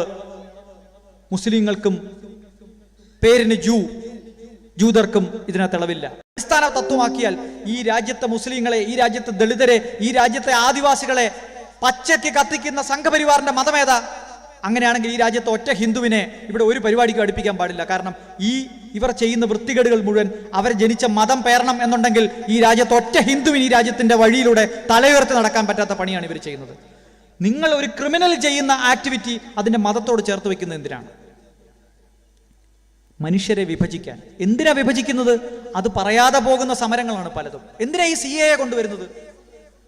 ഈ ആളുകളെ മുഴുവൻ തടങ്കൽ പാളയത്തിൽ അടച്ച് ഇവർക്ക് എല്ലാ കാലത്തും ഭരിക്കാന്ന് വിചാരിച്ചിട്ടാണോ? അല്ല. അങ്ങനെ ഈ രാജ്യത്തെ ലക്ഷക്കണക്കിന് മനുഷ്യരെ തടങ്കൽ പാളയത്തിൽ അയക്കാൻ പറ്റില്ല എന്ന് ഈ രാജ്യത്തെ നമുക്ക് ബോധ്യമുള്ളതിനേക്കാൾ കൂടുതൽ നരേന്ദ്രമോദിക്ക് ബോധ്യമുണ്ട്. അങ്ങനെ ഇവർ പണിതാൽ തീരുന്ന തടങ്കൽ പാളയത്തിലൊന്നും തീരുന്ന ആളുകളല്ല ഇവിടെ ഉള്ളത്. അത്രയും ജനസംഖ്യയല്ല ഉള്ളത്. കയറാനും പോകുന്നില്ല. പോലീസോ പട്ടാളോ ഉപയോഗിച്ച് ഈ രാജ്യത്ത് ഈ നിയമം നടപ്പാക്കാനും കഴിയില്ല. ഇതവർക്ക് നന്നായിട്ട് അറിയാം. പുതിയ കാലത്ത് ആളുകളെ അടിമയാക്കി മാറ്റുന്നതിന് പോലീസിന്റെയും പട്ടാളത്തിന്റെയും ഒന്നും ആവശ്യമില്ല. NRC, NPR, CAA മതാടിസ്ഥാനത്തിൽ പൗരത്വം തീരുമാനിക്കുന്നു. അതിനുശേഷം പൗരന്മാരോട് നിങ്ങളുടെ പൗരത്വം തെളിയിക്കാൻ പറയുന്നു. തെളിയിക്കാൻ വേണ്ടി ആളുകൾ ട്രൈബ്യൂണലുകളിൽ ഓടി നടക്കുന്നു. 1400 കോടി രൂപ ചെലവാക്കി ആസാമിൽ 200 ട്രൈബ്യൂണൽ നടന്നു. 14 ലക്ഷം പേർ പുറത്തു നിൽക്കുക. നുഴഞ്ഞു കയറി വന്ന ചിതലുകളാണ്, മുസ്ലിങ്ങളാണ്, ബംഗ്ലാദേശിൽ നിന്ന് നുഴഞ്ഞു കയറി രാജ്യത്തെ നശിപ്പിക്കാൻ വന്നവരാണ് എന്ന് ആസാമിൽ പ്രചരിപ്പിച്ച ആളുകൾ ലിസ്റ്റ് വന്നപ്പോൾ ഞെട്ടി. ഒരു മുസ്ലിമിന് 2 ഹിന്ദു ഈ ലിസ്റ്റിനകത്ത് പെട്ടുപോയി. ആ 12 ലക്ഷത്തോളം ആളുകൾക്ക് പൗരത്വം കൊടുക്കാൻ ഇവർ തട്ടിക്കൂട്ടി അപ്പം ചുട്ടെടുക്കുന്ന പോലെ പാർലമെന്റിൽ ചർച്ചയില്ലാതെ ഒരു നിയമം ഉണ്ടാക്കി. അതാണ് CAA. ഈ ബാക്കിയുള്ള ആളുകൾ മുഴുവൻ ജയിലിലടക്കാമെന്ന് വിചാരിച്ചല്ല. എങ്ങനെയാണ് ഈ രാജ്യത്തെ പ്രധാനപ്പെട്ട ആളുകളെ കൈപ്പിടിയിലൊതുക്കി കൺട്രോൾ ചെയ്യുന്നത് എന്ന് നരേന്ദ്രമോദി തെളിയിച്ചുകൊണ്ടിരിക്കുകയാണ്. നവംബർ 8 വൈകുന്നേരം ഇതുപോലെ 8 മണിക്ക് കൊലച്ചിരി ചിരിച്ചുകൊണ്ട് രാജ്യത്തോട് പറഞ്ഞു, നോട്ട് നിരോധിച്ചിരിക്കുന്നു. നിങ്ങളുടെ പോക്കറ്റിലുള്ള 500 1000 സ്വാഹ. ഇവിടെ ചിരിച്ചത് പോരാതെ സിംഗപ്പൂരിൽ പോയി പ്രസംഗിച്ച് കൊലച്ചിരി ചിരിച്ചു. പലരും വീടുകളിൽ കല്യാണം നടത്താൻ വേണ്ടി പണം കൈവശം വെച്ചിരിക്കുന്ന ആളുകളുടെയൊക്കെ കാര്യം കട്ടപ്പുകയായി എന്ന് പറഞ്ഞ് പുള്ളി ചിരിച്ചു. കൊലച്ചിരി നിങ്ങൾക്ക് ഓർമ്മയില്ലേ? വിദേശ രാജ്യത്ത് പോയി ചിരിക്കുകയാണ്. ഞാൻ നോട്ട് നിരോധനം നടപ്പാക്കി. നമ്മുടെ നാട്ടിലെ പല ആളുകളും തെറ്റിദ്ധരിച്ചു. കള്ളപ്പണം സത്യത്തിൽ ഇതുകൊണ്ട് നന്നാവും. തോമസ് ഐസക് വരെ പരസ്യമായി പിന്തുണച്ചു. ഞാൻ പറയുന്നത് സാമ്പത്തിക ശാസ്ത്രം അറിയാവുന്ന ഒരാൾ എന്നുള്ള നിലയ്ക്കാണ്. പലരും വിചാരിച്ചു നമ്മുടെ നാട്ടിലൊക്കെ ഈ സ്ഥലം കച്ചവടമാക്കുമ്പോൾ കള്ളപ്പണം പൂഴ്ത്തി വെക്കുന്ന പണമൊക്കെ പുറത്തു വരുമല്ലോ, പെട്രോളിന് 50 രൂപയാകുമെന്ന് പറഞ്ഞ മഹാന്മാരൊക്കെ ഇവിടെയുണ്ട്. പക്ഷെ കേന്ദ്ര സർക്കാർ നിയോഗിച്ച ഡോക്ടർ മൻമോഹൻ സിംഗ് എന്ന സാമ്പത്തിക വിദഗ്ധൻ നിയോഗിച്ച 2 കമ്മിറ്റികളുടെ റിപ്പോർട്ട് കേന്ദ്ര സർക്കാരിന് മുമ്പിലുണ്ട്. ഈ രാജ്യത്തെ കള്ളപ്പണത്തിന്റെ 90% ഇലക്ട്രോണിക് ഫോമിലാണ്. അത് നോട്ടിന്റെ രൂപത്തിലല്ല. അതുകൊണ്ടാണ് നോട്ട് നിരോധനം കഴിഞ്ഞ് 1 മാസത്തിനകം അമിത്ഷായുടെ മകൻ ഉൾപ്പെട്ട കമ്പനി 5000 കോടി രൂപ ഈ രാജ്യത്ത് നിന്ന് കടത്തിയത്. അതെങ്ങനെയാ? പുതിയ നോട്ടിന്റെ രൂപത്തിലാണോ? അല്ല, ഇലക്ട്രോണിക് ഫോമിലാണ് കടത്തിയത്. ഇതെല്ലാം അറിയാമായിരുന്നിട്ടും RBI എന്ന് പറയുന്ന റിസർവ് ബാങ്ക് ഓഫ് ഇന്ത്യ എന്ന് പറയുന്ന ഭരണഘടനാ സ്ഥാപനത്തെ തച്ചു തകർത്ത് അതിന്റെ തീരുമാനമെടുക്കൽ പ്രക്രിയയെ നശിപ്പിച്ച് അവരിൽ അടിച്ചേൽപ്പിക്കുകയായിരുന്നു നോട്ട് നിരോധനം. എന്തിനാ? ഒറ്റ കാര്യമേ ഉള്ളൂ, ഈ രാജ്യം മുഴുവൻ ഭരിക്കുന്നത് ഞാനാണ് എന്ന് ഈ രാജ്യത്തെ ബോധ്യപ്പെടുത്താൻ. അധികാരം എൻ്റെ കയ്യിലാണ് എന്നൊറ്റ ദിവസം കൊണ്ട് ആളുകൾക്ക് മനസ്സിലായി. സെൻട്രലൈസേഷൻ ഓഫ് പവർ അഥവാ അധികാര കേന്ദ്രീകരണം എന്ന് പറയുന്നത് ഫാസിസത്തിന്റെ ഒന്നാമത്തെ ചുവടുപടിയാണ് എന്ന് ജർമ്മനിയിലേക്ക് നോക്കിയാൽ നിങ്ങൾക്ക് കാണാം. എൻ്റെ കയ്യിലാണ് അധികാരം. അതിനെതിരെ നിൽക്കുന്ന ജഡ്ജിമാരെ കൊല്ലുക. ജസ്റ്റിസ് ലോയയുടെ മരണത്തിന്റെ കഥ നമുക്ക് മുമ്പിലുണ്ട്. സമയം കുറവുകൊണ്ട് ഞാൻ പറയുന്നില്ല. അല്ലാത്ത ആളുകളെ ഇല്ലാതാക്കുക. ഓരോ ഭരണഘടനാ സ്ഥാപനങ്ങളെ ഘട്ടം ഘട്ടമായി ഇല്ലാതാക്കുക. CBIയെ തകർക്കുക, ജുഡീഷ്യറിയെ തകർക്കുക, ഇലക്ഷൻ കമ്മീഷനെ നോക്കുകുത്തിയാക്കുക. ഇത്തരത്തിൽ ഓരോ ഭരണഘടനാ സ്ഥാപനങ്ങളെ ഇഞ്ചിഞ്ചായി തകർക്കുക. അധികാര കേന്ദ്രീകരണം. സംസ്ഥാനങ്ങൾ ഫെഡറൽ സ്ട്രക്ചറിലാണ് ഇന്ത്യ പ്രവർത്തിക്കുന്നത്. അതാണ് ഇന്ത്യയുടെ മഹത്വം. സംസ്ഥാനങ്ങൾക്ക് സ്വന്തം ഭരണം നടപ്പാക്കാൻ വേണ്ടി, അധികാരം നടപ്പാക്കാൻ വേണ്ടി പണം വേണം. അതിന് നികുതിയുണ്ട്. ആ നികുതികൾ മുഴുവൻ കേന്ദ്ര സർക്കാരിൻ്റെ ഔദാര്യമാക്കി മാറ്റുന്ന GST ഭരണഘടനാ ഭേദഗതി ചെയ്ത് കൊണ്ടുവരിക. GSTയും പിന്തുണച്ച ആളുകളുണ്ട്. എനിക്ക് ശേഷം സംസാരിക്കാൻ വരുന്നവർ തന്നെ വ്യത്യസ്തമായ രാഷ്ട്രീയ അഭിപ്രായമുള്ളവരായിരിക്കും. പക്ഷെ ഞാൻ പറയുന്നത് GST കൊണ്ടുവന്നതിൻ്റെ പിന്നിൽ ഈ രാജ്യത്തെ സംസ്ഥാനങ്ങളുടെ സ്വയം പര്യാപ്തത തകർക്കുക എന്ന ഉദ്ദേശമുണ്ട്. തീർന്നില്ല.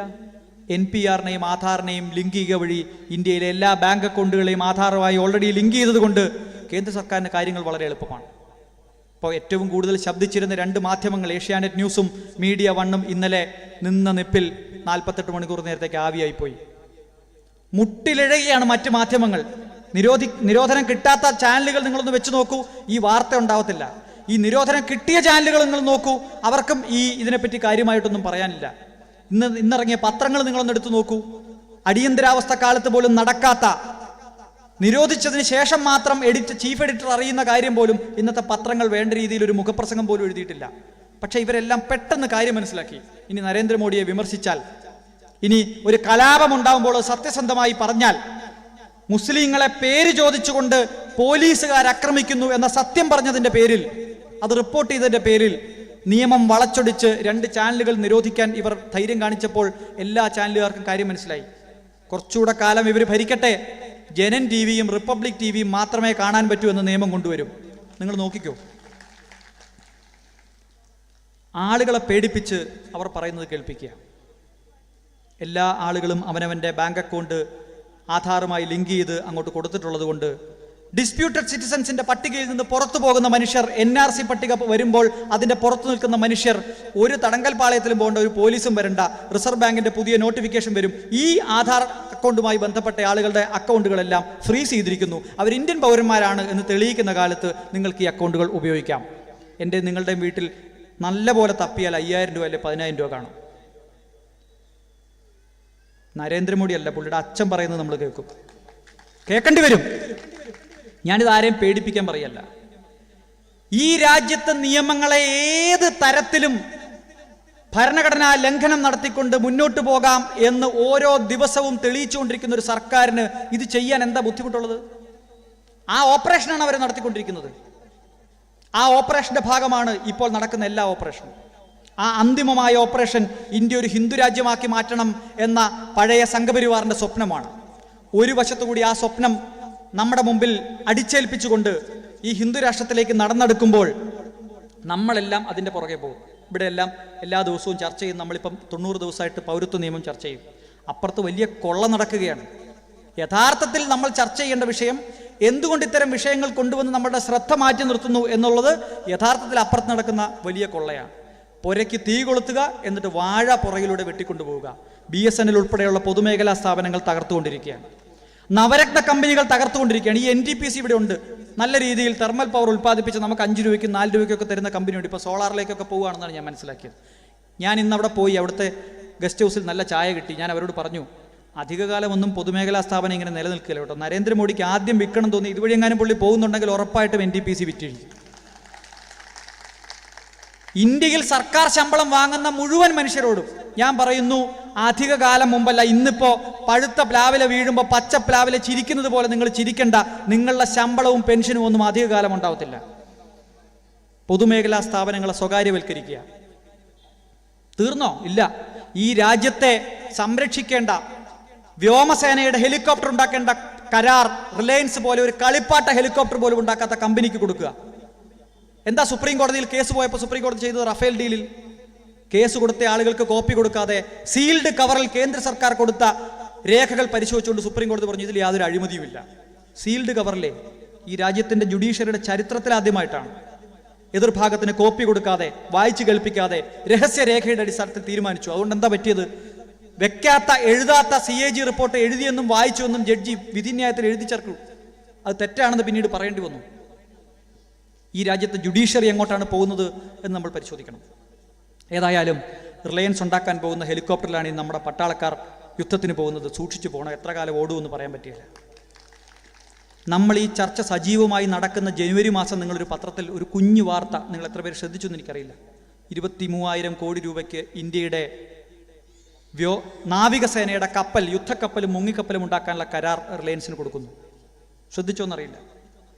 ഈ പൗരത്വത്തിൻ്റെ തിരക്കിനിടയിൽ സംഭവിച്ച കാര്യമാണ്. ഞാനൊരു കാർട്ടൂൺ കണ്ടു. ആ കാർട്ടൂൺ ഇങ്ങനെയാണ്. അംബാനിയോട് ഒരു പത്രക്കാരൻ ചോദിക്കുകയാണ്, നിങ്ങൾക്ക് ഈ കപ്പലൊക്കെ ഉണ്ടാക്കാൻ അറിയാമോ? നിങ്ങൾ എങ്ങനെയാണ് ഈ കരാർ കിട്ടി കപ്പൽ ഉണ്ടാക്കാൻ പോകുന്നത്? അപ്പം അംബാനി പറയുന്നു, ഞങ്ങളൊരു വലിയ കപ്പൽ ആദ്യം ഉണ്ടാക്കും, അത് കടലിൽ കൊണ്ടുപോയി ഇടും, അത് പൊങ്ങിക്കിടന്നാൽ യുദ്ധക്കപ്പൽ, മുങ്ങിപ്പോയാൽ മുങ്ങിക്കപ്പൽ, ഞങ്ങളത് സർക്കാരിന് കൊടുക്കും. ഇത്ര പോലും പ്രായോഗികമായ ജ്ഞാനമില്ലാത്ത ഇന്നലത്തെ മഴയ്ക്ക് മുളച്ച കൂണുകളെ പോലെ മുളച്ച കമ്പനികൾക്ക് ഈ രാജ്യത്തിൻ്റെ സുപ്രധാനമായ തീരുമാനങ്ങൾ, കരാറുകൾ കൊടുക്കുകയാണ്. ഇനി ഇവരുടെ നിയമം നോക്കിയാലോ? കാർഗിലിൽ പാകിസ്ഥാനെതിരെ വെടിയുണ്ടകൾ പായിച്ച ഇന്ത്യയുടെ പട്ടാളക്കാർ പൗരത്വം തെളിയിക്കാൻ പറ്റാതെ പൗരത്വ പട്ടികയ്ക്ക് പുറത്തു നിൽക്കുക. വീരജവാന്മാർ. കാർഗിലിൽ എന്താ സംഭവിച്ചത്? കാർഗിലിൽ വെടിയേറ്റ് മരിച്ച പാവപ്പെട്ട പട്ടാളക്കാരുടെ വീടുകളിലേക്ക് ശവം, അവരുടെ മരിച്ചു വീണ ശവശരീരം കൊണ്ടുപോകാൻ വേണ്ടി ശവപ്പെട്ടി ഓർഡർ ചെയ്തപ്പോൾ അതിനകത്ത് അഴിമതി നടത്തി BJP. വീടുകളിലേക്ക് എത്തിയ കർണാടകയിലും കേരളത്തിലുമുള്ള പല പട്ടാളക്കാരുടെയും ശവശരീരങ്ങൾ വീടുകളിലേക്ക് എത്തുമ്പോഴേക്കും അഴുകി തുടങ്ങിയിരുന്നു. കാരണം അതിനകത്ത് തണുപ്പ് വേണ്ടത്ര റെഫ്രിജറേഷൻ ഉണ്ടാക്കാൻ പറ്റിയില്ല. കാരണം ക്വാളിറ്റി മോശമായിട്ടുള്ള തകരപ്പെട്ടി ഓർഡർ ചെയ്തു ശവപ്പെട്ടിയിൽ. ആ കണക്ക് പറഞ്ഞ് കാശ് മേടിച്ച അന്നത്തെ BJP ദേശീയ നേതാവിൻ്റെ ചിത്രം വീഡിയോ സഹിതം നമ്മൾ കണ്ടു. അത് ചർച്ച ചെയ്യാൻ വിളിച്ചു ചേർത്ത പാർലമെന്റിന്റെ പ്രത്യേക സെഷൻ അകത്ത് നടക്കുമ്പോഴാണ് ആദ്യത്തെ പാർലമെന്റ് ആക്രമണം ഈ രാജ്യത്തുണ്ടാവുന്നത്. ആ പാർലമെന്റ് ആക്രമണ കേസിൽ പ്രതിയായി തൂക്കിക്കൊന്ന ആ പ്രതി പോകുന്നതിന് മുമ്പ് മാധ്യമങ്ങളോട് പറഞ്ഞു, എന്നെ പറഞ്ഞയച്ചത് ഒരു പോലീസുകാരനാണ്, ആ പോലീസുകാരനെ പറ്റി അന്വേഷിക്കണം, അതിൽ ഗൂഢാലോചനയിൽ പങ്കുണ്ട്, എനിക്ക് വേറെ പങ്കൊന്നുമില്ല, എനിക്ക് നിവൃത്തിയില്ലാത്തതുകൊണ്ട് ചെയ്തു പോയതാണെന്ന് പറഞ്ഞു. അന്ന് ഈ രാജ്യം ചെവിക്കൊണ്ടില്ല. ആ പോലീസുകാരന് ഈ BJP ഗവൺമെന്റ് വന്നപ്പോൾ കാശ്മീരിൽ ഗവർണർ ഭരണം ഏർപ്പെടുത്തിയപ്പോൾ പ്രത്യേക രാഷ്ട്രപതിയുടെ മെഡൽ കൊടുത്ത് ആദരിച്ചു. പിന്നെ നമ്മൾ കാണുന്നത് അങ്ങേരെ ഈ രാജ്യത്തെ കൊള്ളയടിക്കാൻ വന്ന, ഈ രാജ്യത്തെ കലാപം അഴിച്ചുവിടാൻ വന്ന പാകിസ്ഥാൻ തീവ്രവാദികൾക്കൊപ്പം ഒരു കാറിനകത്താണ്. പാകിസ്ഥാൻ തീവ്രവാദികൾക്കൊപ്പം ഒരു കാറിൽ സഞ്ചരിച്ച ആ പോലീസ് ഉദ്യോഗസ്ഥൻ പോലീസ് കസ്റ്റഡിയിലായി. ഇങ്ങനെയാണ് ഈ രാജ്യത്തെ ഇവർ ദേശഭക്തി പഠിപ്പിച്ചുകൊണ്ടിരിക്കുന്നത്. അതേസമയം തിരിച്ചൊന്നാലോചിച്ച് നോക്കൂ. പാകിസ്ഥാൻ പട്ടാളത്തിന് ചെന്നെത്താൻ പറ്റാത്ത മേഖലകളിൽ കൂലിപ്പട്ടാളത്തെ വെച്ചാണ് അവർ ഓപ്പറേഷൻസ് നടത്തുന്നത്. അതിൽ മുസ്ലിങ്ങൾ മാത്രമല്ല ഉള്ളത്, പല വിഭാഗത്തിൽപ്പെട്ട ആളുകളുമുണ്ട്. ദരിദ്രർ, ഒരു നേരത്തെ ഭക്ഷണത്തിന് വകയില്ലാത്ത ആളുകൾ, പല മതത്തിൽപ്പെട്ട ആളുകൾ കൊല്ലാൻ വിട്ടുകൊടുക്കുകയാണ്. വീട്ടുകാർക്ക് എന്തെങ്കിലും കിട്ടും. കൂലിപ്പട്ടാളമാണ് ഇന്ത്യൻ പട്ടാളക്കാരെ വെടിവെച്ചുകൊണ്ടിരുന്നത്.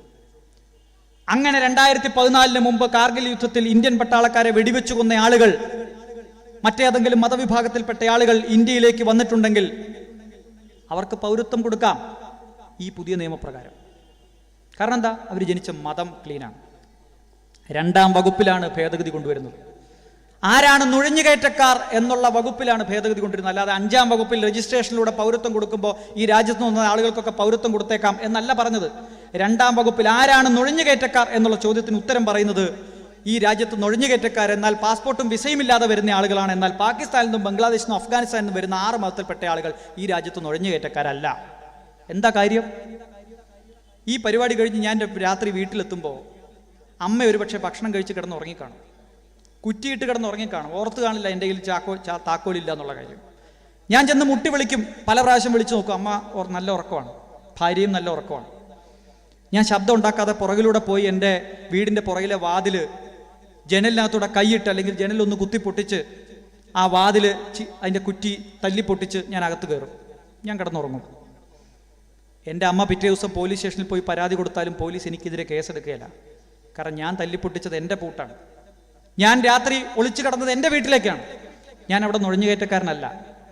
ഞാൻ കയറുന്ന പോലെ നിങ്ങളൊന്ന് കയറി നോക്കണം, പിറ്റേ ദിവസം പോലീസ് കേസെടുക്കും. പാകിസ്ഥാനിൽ നിന്ന് വരുന്ന ഹിന്ദു എന്നറിയപ്പെടുന്ന സിഖ്, ജൈനൻ, പാഴ്സി, ബുദ്ധൻ തുടങ്ങിയ മറ്റ് മതവിഭാഗങ്ങളും ശബരിമലയുമായി ബന്ധപ്പെട്ട് നമ്മൾ ചർച്ച ചെയ്ത ക്ഷേത്രപ്രവേശന നിയമത്തിന്റെ 2-ാം വകുപ്പിൽ പറയുന്നുണ്ട്, അഹിന്ദുക്കൾക്ക് പ്രവേശനമില്ല എന്ന് ബോർഡ് വയ്ക്കുമ്പോഴും ക്ഷേത്രത്തിനകത്ത് ഹിന്ദുക്കൾക്ക് കയറാവുന്നതുപോലെ സിഖുകാരന് കയറാം, ജൈനന് കയറാം, ബുദ്ധന് കയറാം. അവരെല്ലാം ഹിന്ദുക്കളായി പരിഗണിക്കുന്ന ഒരു രാജ്യത്തെ നിയമമുണ്ട് ഇവിടെ. ആ മതത്തിൽപ്പെട്ട ആളുകൾക്കൊക്കെ പാകിസ്ഥാനിൽ നിന്നും ബംഗ്ലാദേശിൽ നിന്നും അഫ്ഗാനിസ്ഥാനിൽ നിന്നൊക്കെ ഇന്ത്യയിലേക്ക് വരാം, നുഴഞ്ഞു കയറി വരാം, പാസ്പോർട്ട് ഇല്ലാതെ വരാം, വിസ ഇല്ലാതെ വരാം. കാരണം അവർ ഈ രാജ്യത്ത് നുഴഞ്ഞുകയറ്റക്കാരല്ല.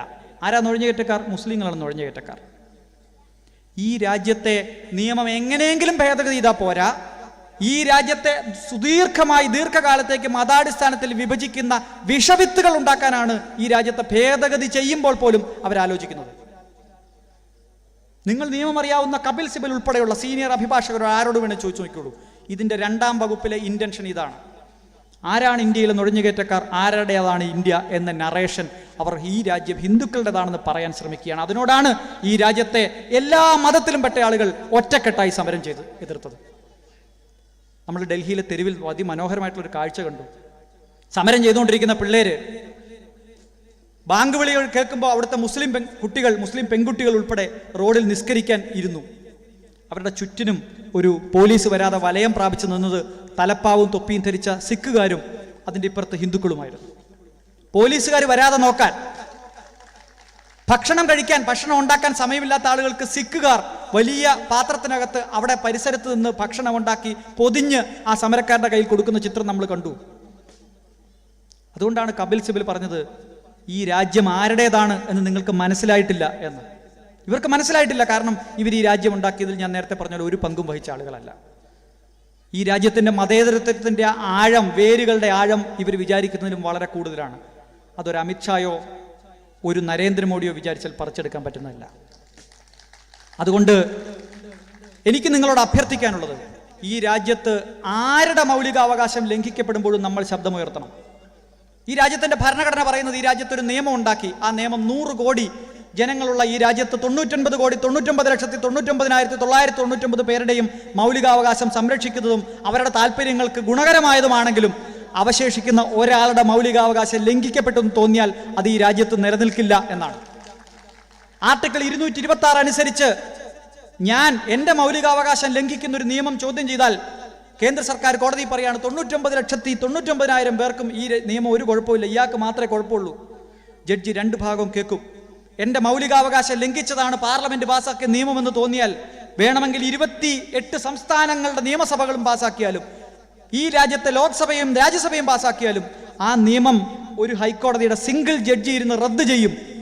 കാരണം അത് എൻ്റെ മൗലികാവകാശത്തിന്റെ ലംഘനമാണ്. ഒരാളുടെ മൗലികാവകാശത്തിന്റെ പോലും ലംഘനം ഈ രാജ്യത്തെ ഭരണഘടന അനുവദിക്കുന്നില്ല. അതാണ് ജനാധിപത്യം. ഏറ്റവും വീക്കസ്റ്റ് ആളുകളുടെ അവകാശം സംരക്ഷിക്കുന്നു.